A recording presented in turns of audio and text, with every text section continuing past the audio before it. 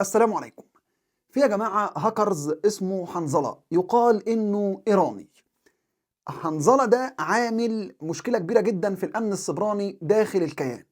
النهاردة نشر صورة ل 11 ضابط بيعمل في وحدة الاستخبارات 8200، نشرت على مواقع التواصل الاجتماعي منها موقع إكس.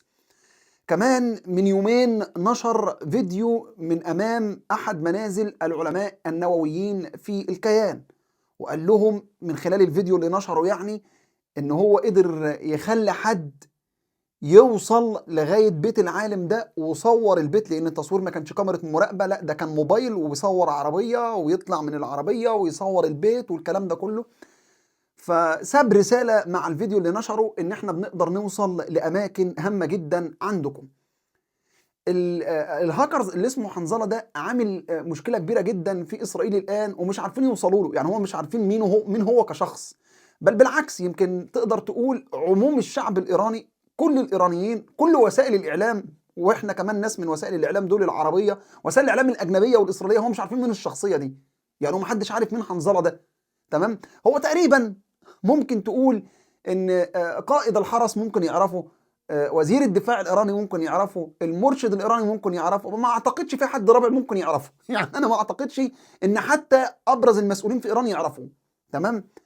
لان الراجل ده يا جماعه اما انه متمكن في مجال الامن السيبراني بحسب وسائل الاعلام ما بتتكلم عنه، او حتى بحسب الحاجات اللي بينشرها، اما انه متمكن في مجال الامن السيبراني، او ان كمان حاجه تانية بلس انه متمكن انه قدر يوصل لحد في الداخل عندهم واشتراه وبيظبط له الدنيا وبيصور له بعض الحاجات. ده وارد وده وارد. او الاكتر من كده بقى اللي بيقولوا بعض النشطاء في اسرائيل ان هو ممكن اصلا يكون استطاع ان يجند بعض الشخصيات الموجوده في القطاع الامني، ودي مشكله كبيره جدا. المقصد يعني في موضوع حنظله، عشان نروح للبنان وموضوع اسرائيل اللي بتطلب من قوات اليونيفيل، قوات الحمايه الدوليه، ان تنسحب من لبنان. المقصد في موضوع حنظله ده هو مشكل مشكله، والمشكله اللي هو عاملها ان هم كمان مش عارفين هو مين. وفي نفس الوقت بدات المعلومات اللي بينشرها بالتزامن مع التصريحات الاعلاميه السياسيه والتصريحات في الكيان، والتصريحات الاعلاميه والسياسيه في ايران ايضا، ان المواجهه قادمه. النهارده ايران بتقوم بعمل مناورات عسكريه لانظمه الدفاعات الجويه، هتبدا من السبت النهارده وتنتهي يوم الاربعاء المقبل. أنظمة الدفاعات الجوية دي أنا قلنا لحضراتكم جاية منين؟ أغلبها على غرار أنظمة الدفاعات الجوية الباكستانية، يعني بالبلد كده جاية من الصين. تمام؟ فالمقصد يعني، وكمان كان في مناورات من أيام قليلة جدا لطائرات الميج 29، وقلت لحضراتكم أكتر من مرة الميج 29 دي ما تقدرش توصل للكيان، ما تقدرش تكنولوجيا وتقنيا، ما تقدرش توصل للكيان، لكن ممكن تناور بيها في مجال المواجهة العسكرية في سماء إيران. يعني تقدر انك تستخدمها في حمايه السماء الخاصه بايران. ودفعه الطائرات الميج 29 استلمت طائران من روسيا، وايضا يقال انها استلمت دفعه اخرى من سخوي 35. المقصد يعني ان في ترتيبات بتحصل داخل ايران في المستوى السياسي، في المستوى العسكري، وايضا في المستوى السيبراني. ايران دوله متقدمه جدا هي وتركيا في مجال الامن السيبراني، بالظبط زي بريطانيا متقدمة جدا في مجال الأمن السيبراني. كمان الكيان متقدم جدا في مجال الأمن السيبراني. حتى الآن يعني مش عارف في دولة عربية متقدمة في المجال ده ولا لأ، لكن ساعات بنسمع ما بين الحين والآخر في ناس من الجزائر، في ناس من السودان، في ناس من مصر، في ناس من اليمن، من أماكن كده يعني. المهم، من إيران للبنان. في الفيديو اللي فات مسجل لحضراتكم كلام بنيامين نتنياهو عن لبنان.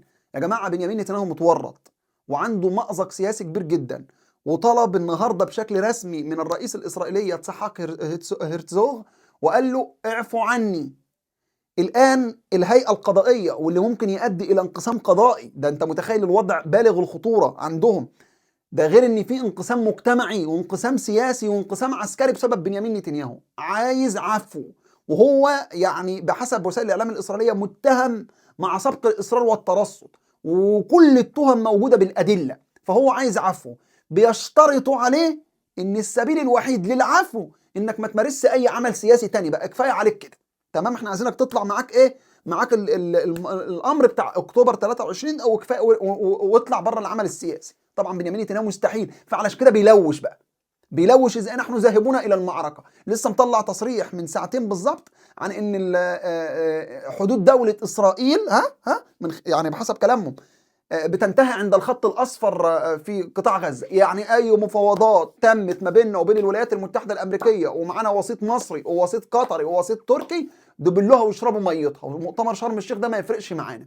احنا ما بقي من قطاع غزه من بعد المربع الاصفر كل ده احنا ضمناه لدوله اسرائيل. ده مقصد تصريحات نتنياهو الان. ايه بقى الجديد اللي قاله على لبنان؟ بنيامين نتنياهو بيطالب قوات اليونيفيل بالانسحاب من لبنان. وبمناسبة لبنان هاجي لك ليه عايزين ينسحبوا الآن أو بيطالبهم بالانسحاب ليه؟ بمناسبة لبنان، أمريكا أعطت لإسرائيل لبنيامين نتنياهو مجموعة من العتاد العسكري المتطور واللي بيتم استخدامه من الطائرات الاف 35، وقاموا بعملية عسكرية على قيادة في لبنان. العملية العسكرية اللي تمت في حاجة من العتاد العسكري ذاته، قنبلة من العتاد العسكري نزلت زي ما هي سليمة، ما حصلش لها حاجة. القنبلة دي متطورة جدا جدا جدا جدا.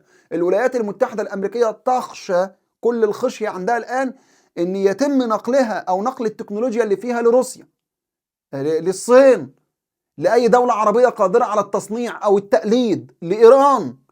فامريكا عندها خشيه، فبتقول للبنان ايه علشان يوريك مرحله ان هو بيعاملك بكل معاني الاستنطاع، ووارد الحكومه اللبنانيه تستجيب.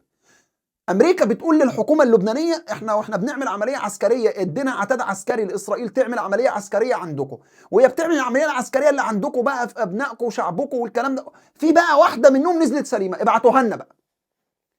هنا يستوجب رد من لبنان زي اللي حصل من افغانستان. فاكرين لما ترامب قال انا عايز العتاد العسكري اللي في افغانستان؟ الافغان قالوا له ايه؟ لو راجل تعالى خده. قال لهم لا انا مش راجل ومش جاي. مفترض يكون هناك رد من لبنان بالشكل ده، لكن لبنان حتى الان ساكته. وارد الحكومه اللبنانيه تسلمها، ده لو حصلت عليها يعني. لكن ما علينا، خطوه بقى للخلف. اللي حصل ايه بقى دلوقتي؟ الجيش الاسرائيلي او بنيامين نتنياهو بيطالب قوات اليونيفيل اللي هي قوات الحمايه الدوليه اليو ان تنسحب من لبنان. ليه يا بنيامين نتنياهو؟ قال لك اصل سربوا بعض المعلومات الخاصه بالتوغلات العسكريه اللي احنا هنبقى نعملها في لبنان. طب ما هو من مهام اليونيفيل ان تمنع هذه التوغلات. قال لك لا، ما هم سربوا المعلومات، فاحنا بناء عليه عايزينهم ينسحبوا بقى. ده معناه ايه؟ امرين. الامر الاول ان ادي قوات اليونيفيل لقوات الامم المتحده، القوات الدوليه ما نفعتش في اي شيء مع اسرائيل ولا عملت اي حاجه، وبالتالي ما هي قيمه القوات الدوليه اللي هتتحط في غزه؟ لا شيء. دي النقطه الاولى. النقطه الثانيه ان ده بيؤكد نيه بنيامين نتنياهو القيام بعمليات عسكريه عن مقاريب في لبنان لو فشل بنيامين نتنياهو ان يحصل على العفو في اسرائيل. ليه؟ هم داخلين على انتخابات، ولو الانتخابات دي ما ظبطتش مع بنيامين نتنياهو هو واخد عفو، لان هو هناك في انقسام حاد داخل اسرائيل، وخاصه المعارضه بدات تلتئم ضد بنيامين نتنياهو علشان الحكومه اليمينيه اللي معاه تسقط والكلام ده كله. بنيامين نتنياهو لو ما قدرش يعمل ده هو ذاهب لعمليه عسكريه واسعه، ممكن على لبنان، ممكن هنا ولا هنا، علشان تتم هذه العمليه العسكريه في اثناء الانتخابات. فنحن ذاهبون الى المعركه يا شباب، وما ينفعش يكون في تغيير في الحكومه. فياخد بنيامين نتنياهو بقى انتخابات كده مشيها وعديها الناس لبعضيها، في عمليات عسكريه، في حرب، بيحاول يستفز الحزب عشان الحزب يرد على تل ابيب فهو يرد اكتر.